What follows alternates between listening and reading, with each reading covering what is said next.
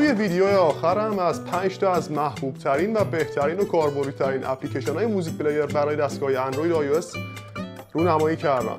شماره 5 میوزیک مچ بود که بیشتر از اینکه یه موزیک پلیر باشه یک متنیاب موزیکه که آفلاین میتونید استفاده کنید ازش. شماره 4 ایمپ بودش که یک موزیک پلیر رایگانه برای تمام سیستم عامل از جمله ویندوز و اندروید و iOS. و شماره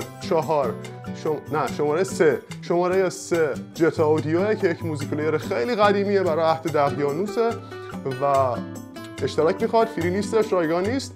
شماره 2 میوزیکلته که یک موزیک پلیر رایگانه بدون تبلیغات با کلی امکاناتی که خودم ازش استفاده میکنم.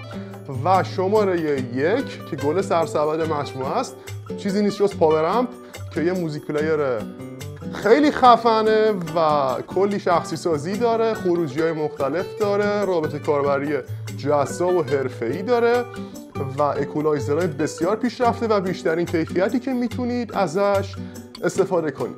یه اشتراک لازم داره و اینکه به شما این محدودیت 30 روزه میده. حتما امتحانش کنید و نظرتون رو راجبش به من بگید. تا بعد، فعلا خداحافظ.